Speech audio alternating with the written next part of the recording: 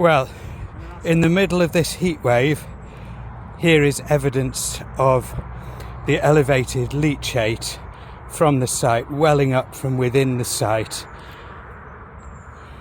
Unbelievable. It's flowing from here out through the boundary, down the hillside to the road.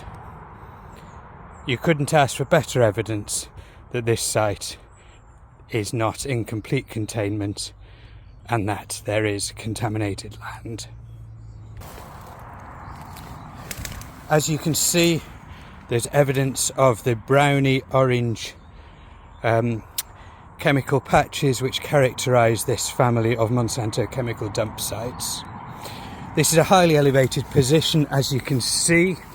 You may be able to hear the road noise just below from a major artery road in Telford.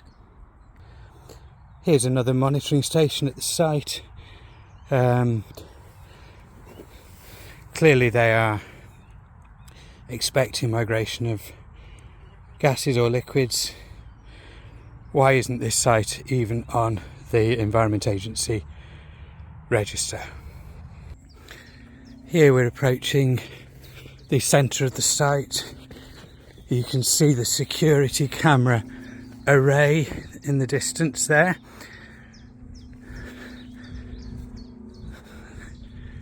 Here's a landfill gas abstraction plant. Here are additional facilities. Note the danger deep water sign. And if you look there, you can see what's coming out.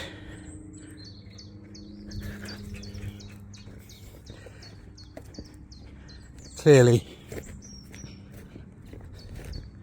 there is an issue of leachate here.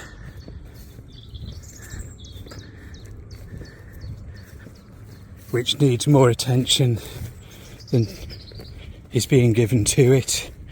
In fact, Telford Council refused to even confirm where the elevated leachate is being taken to and whether it's being treated as contaminated waste. Here we go. Any more proof needed that there's a potential problem at Stony Hill landfill site adjacent to the Lightmoor new house development. I don't know if you can hear, there is some kind of engine running here.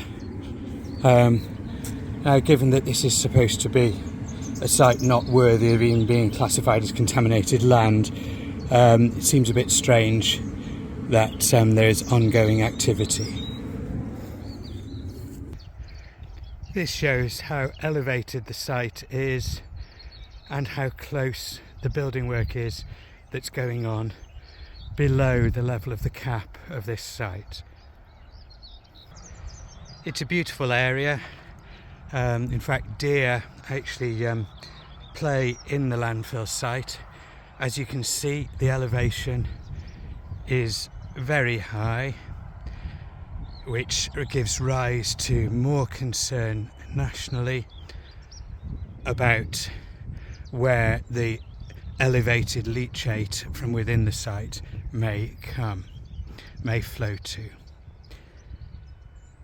I went to see the workers on the new build site. They had not been informed about the toxic waste they were working so close to, and that seems a potential HSE matter to me.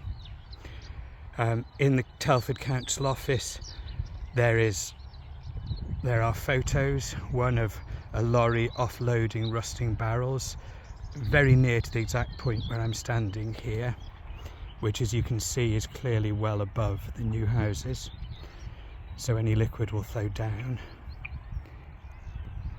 The back of the photos had labels saying variously Monsanto and hazardous.